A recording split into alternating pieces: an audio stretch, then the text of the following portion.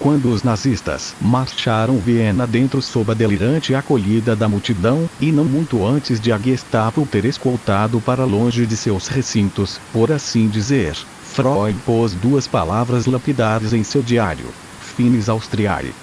Desde então, é bem verdade que a Áustria não tem figurado com grande destaque, que dirá de maneira positiva, nem mesmo no horizonte mental das pessoas mais instruídas da Europa, quanto mais daquelas que vivem na América do Norte. A despeito de sua grande beleza, de sua herança histórica e artística maravilhosa, e da conquista de uma prosperidade imensa e quase universal, uma sombra paira até hoje sobre o país, e pelas razões mais evidentes. Quando penso na Áustria moderna, eis o que me vem à mente: cenas do filme O Terceiro Homem. O escritor Thomas Bernhard, que de tal maneira menosprezou sua terra natal que determinou, em seu testamento, que nenhum de seus livros poderia ser publicado lá. E o diplomata Kurt Waldheim, que teve de ocultar o próprio passado por razões igualmente óbvias.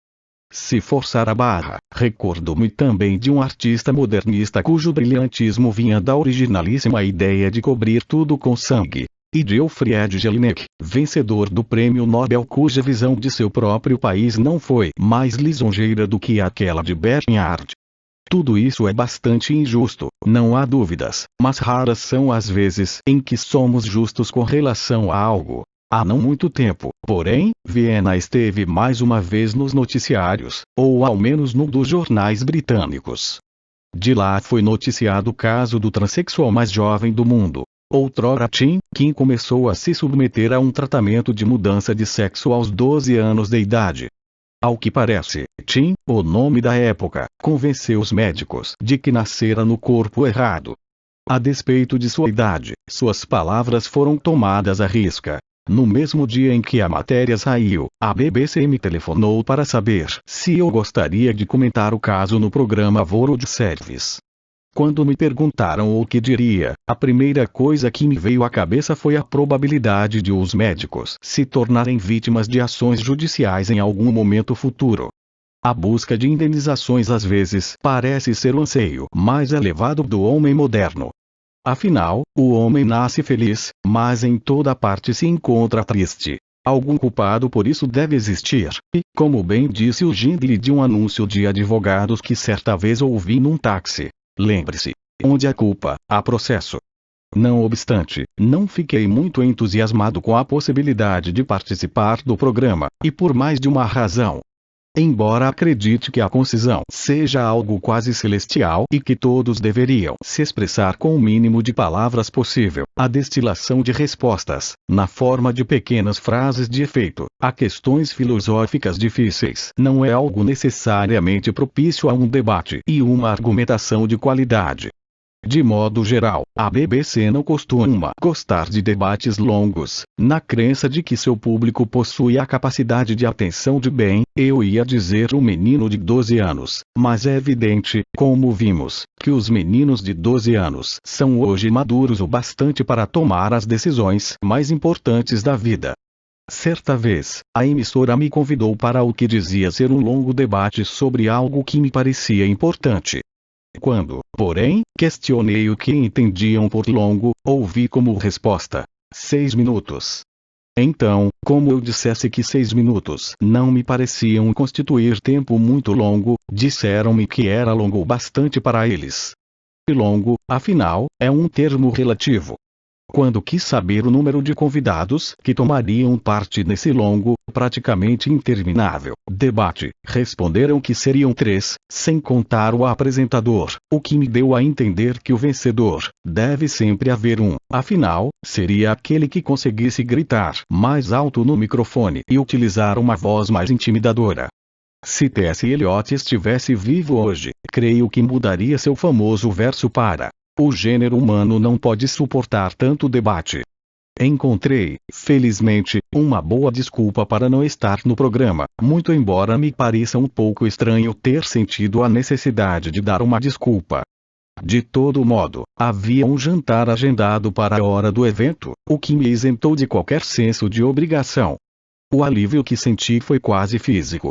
Imediatamente, qual um intelectual profissional, comecei a analisar os motivos que estavam por trás disso. A resposta não me era nem lisonjeira, nem reconfortante a respeito de nossa liberdade. Caso viesse a dizer o que bem achava, sem impedimento algum, acabaria expressando o que, suspeito eu, também acha a vasta maioria das pessoas. Que há algo de grotesco, e até mesmo repugnante, nessa ideia de mudança de sexo, quanto mais no caso de meninos de 12 anos. Sensação de repugnância não é um argumento moral completo, claro. É necessário algo mais profundo.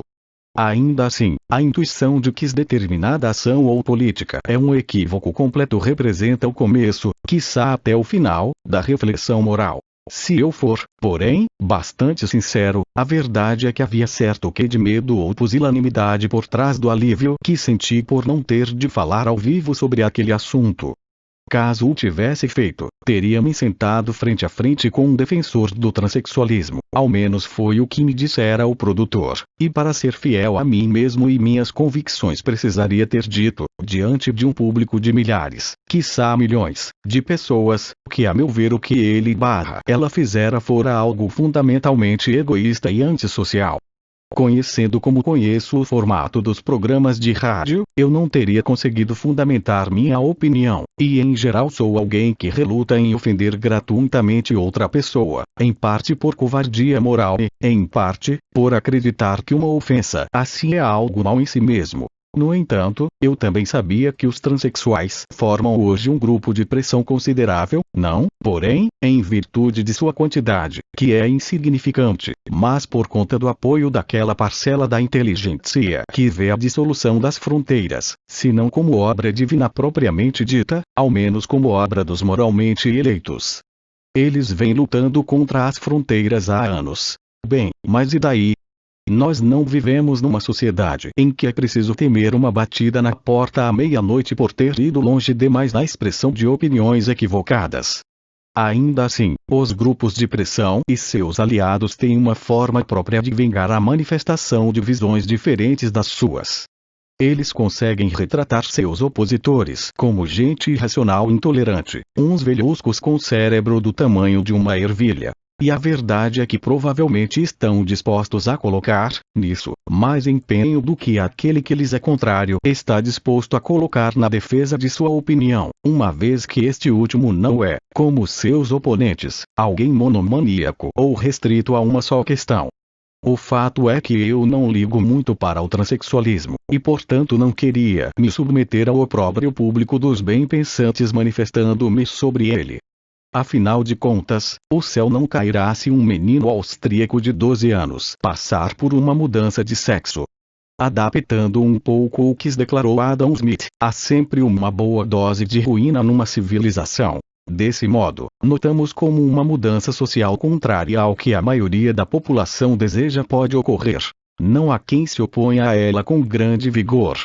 Exceto para seus beneficiários, a mudança individual não importa tanto, e o preço que pagamos por nos opormos é alto demais.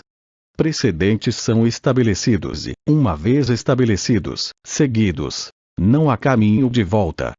Os omeletes não podem ser ovos novamente.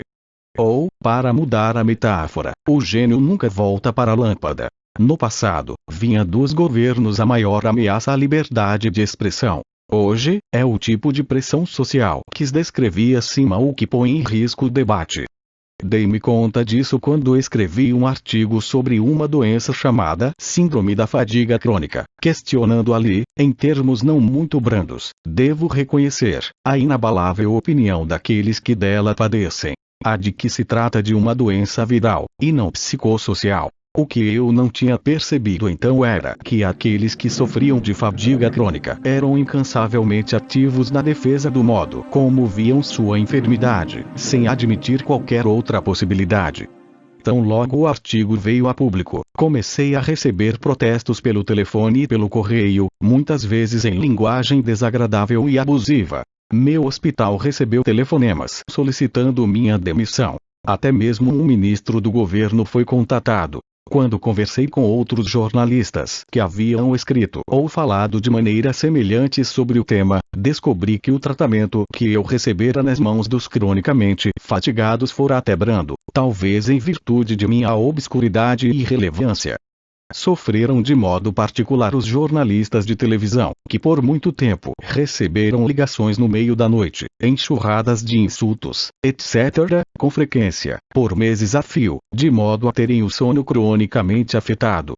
Não surpreende que jamais tenham desejado tocar no assunto de novo. Para eles, afinal, aquele era apenas mais um entre muitos assuntos, enquanto para os protestantes tratava-se do assunto dos assuntos.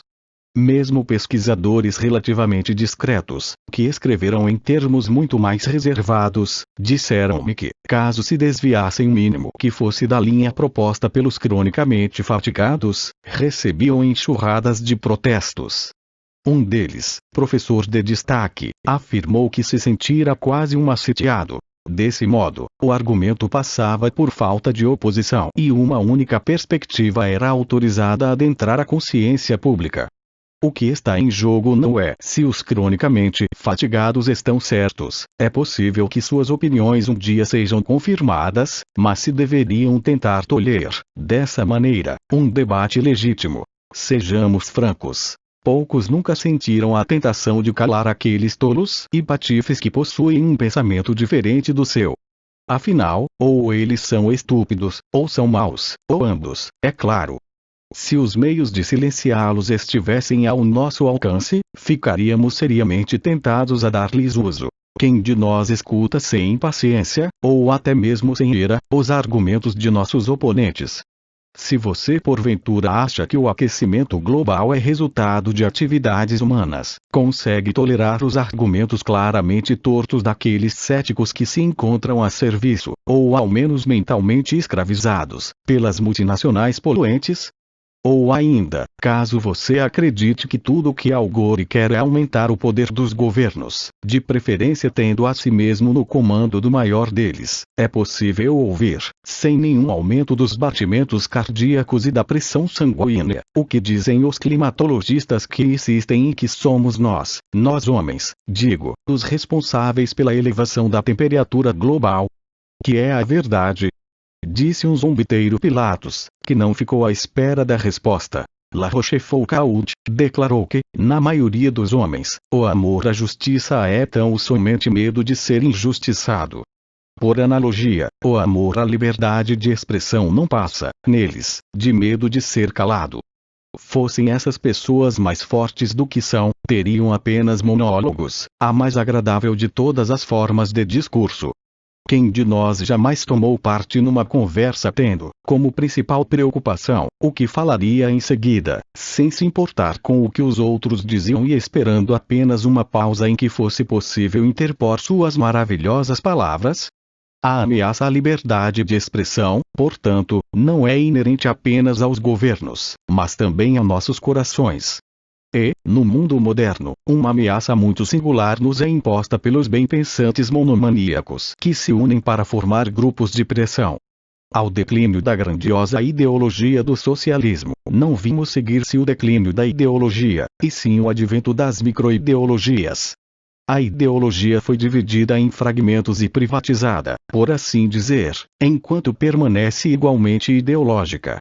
Além disso, poucos prazeres são maiores do que aqueles que advêm do exercício do poder, sobretudo quando em nome de um bem maior. Ser ao mesmo tempo poderoso e virtuoso. Quis deleite. Gostou do vídeo? Então deixe seu like, inscreva-se no canal e compartilhe com seus amigos.